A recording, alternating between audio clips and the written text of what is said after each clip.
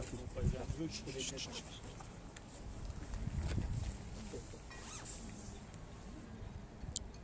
Eh bien, bonsoir à toutes et à tous. Nous sommes devant le port de Bassin à Flot, à Perros-Guirec. Je suis accompagné ce soir de 3 personnes. Donc Yannick Lecosic qui sera adjoint au port si nous sommes élus. De Hervé Le Calvé qui est un véliplanchiste pêcheur régatier, enfin il va nous dire ça tout à l'heure. Et de Philippe Lejanoux qui lui a des compétences et va nous aider dans notre travail. Donc voilà, donc je vais commencer par donner la parole d'abord à Hervé qui va nous faire une petite, nous raconter l'histoire du port de Perros. Alors si tu veux. Oui, bonjour à tous. Nous sommes ce soir ici pour parler du port de Perros parce que nous pensons que c'est un élément fondamental pour l'économie de la ville. Ce côté important date de l'origine du port puisque Perros s'est développé autour de son port par les commerces des légumes avec l'Angleterre, aussi par la pêche. La pêche perdure aujourd'hui, mais en 1967, il y a eu un événement majeur qui a été la création du bassin à flot et le développement de la présence qui s'est substitué en fait au commerce. Pour nous, le maintien du port aujourd'hui est absolument fondamental pour l'économie de la ville. Ça a été une des raisons majeures de mon engagement, puisque ces ports aujourd'hui ne vont pas bien. Il y a un défaut d'investissement et je vais passer la parole à mes amis qui vont vous raconter un petit peu tout ce que nous pensons faire pour remettre le port à flot. Le port à flot, merci Hervé. Effectivement, je vais passer la parole tout de suite à Yannick qui va nous faire un constat, le constat qu'il a pu faire. Donc Yannick, à toi. Ouais. Bonjour, donc Yannick Lecosic.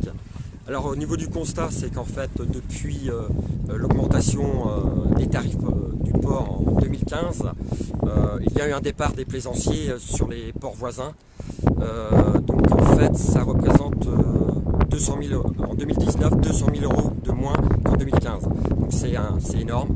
Donc, ça a tous les ports là par contre, 200 000 euros. 200 000 euros c'est sur tous les ports. Non, c'est dans 2 semaines. 2 semaines. Ça a créé un déficit d'investissement, comme Hervé le disait. Et du coup. Ce que tu veux dire, pardon, oui. Yannick, c'est que l'augmentation, tu veux dire que l'augmentation a fait fuir en plus de la baisse, c'est vraiment, il y a eu une baisse de fréquentation et c'est ça qui a fait baisser le chiffre d'affaires. Malgré l'augmentation. Malgré l'augmentation, c'est-à-dire qu'entre 2014 et 2015, il y a eu 100 000 euros de plus et ça c'était dû à l'augmentation. Et depuis 2015, le chiffre d'affaires ne fait que chuter de par le départ des plaisanciers sur les ports voisins. Voilà. Donc on constate un manque d'entretien. Oui. Et ça, manque d'entretien. Le mur par exemple. Effectivement, le mur de soutènement qui fuit énormément. Ensuite, il y a aussi l'aire de carénage qui est à refaire, une aire de carénage aux normes environnementales. Ça, ce sont vraiment des travaux prioritaires. Si je me souviens, Yannick, je crois qu'au moment de cette augmentation des tarifs, oui. Il y avait eu des promesses de fait, notamment sur ce port, avec des investissements conséquents. Ces investissements n'ont donc pas été faits. Non, pas du tout. Rien n'a été fait en fait au niveau des ports, notamment sur le bassin à flot. Rien. Donc, alors, je vais passer la parole. Je vois Philippe qui me fait signe. Je vais lui passer la parole. Philippe, Philippe qui sera là pour nous aider, hein, Philippe Lejanoux, donc connu. Bonsoir.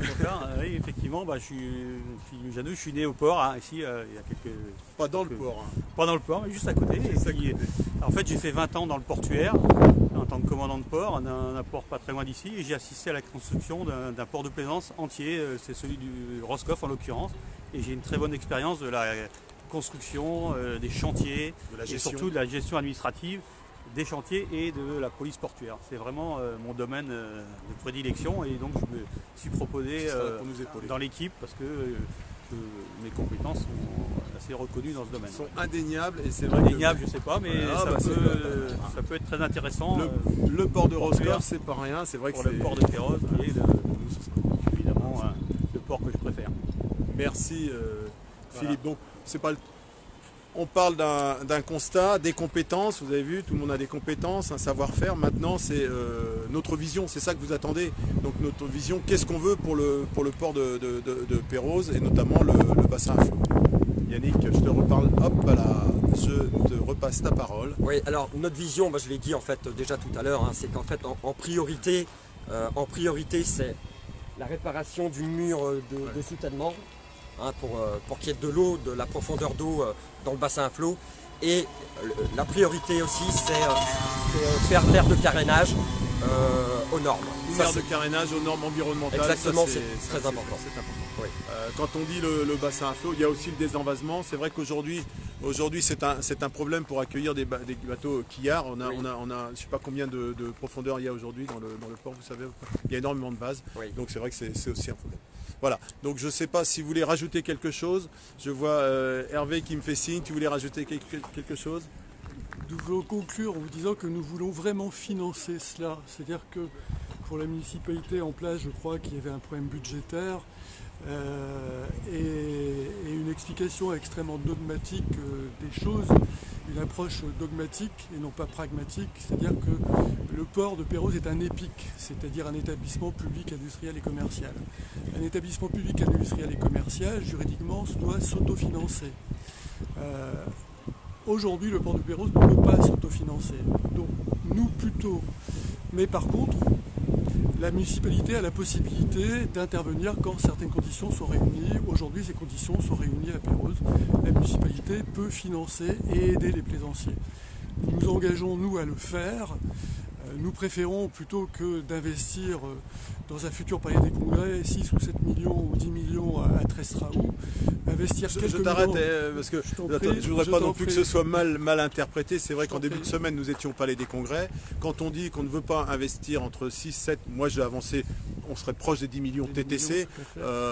C'est vrai qu'il y a besoin de rénover ce palais des congrès, on est bien d'accord.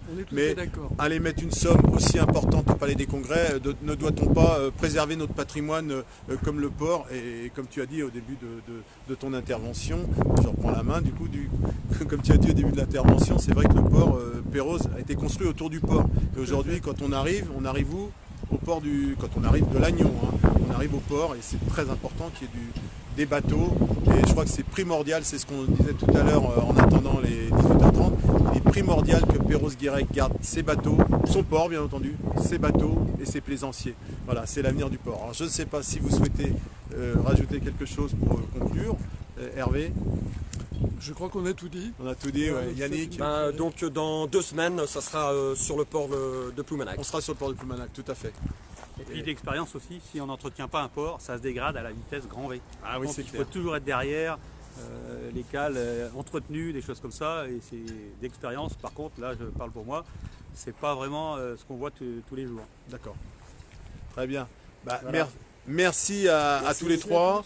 Donc c'est vrai que cette vue, je vais vous remontrer une dernière fois la vue de notre magnifique port du bassin à flot. Donc je ne vous donne pas rendez-vous demain. On avait dit tous les soirs, mais demain c'est la fête des mères. Donc vous allez pouvoir rester avec les mamans. Donc je vous souhaite un bon dimanche et je vous donne rendez-vous lundi. Et là on va parler mince, du coup je cherche. On va parler de l'art pictural. Voilà. Tout à fait. Donc je vous donne rendez-vous lundi à 18h30 et je vous souhaite une bonne soirée et un très bon dimanche et bonne fête à toutes les mamans. À bientôt. Au revoir.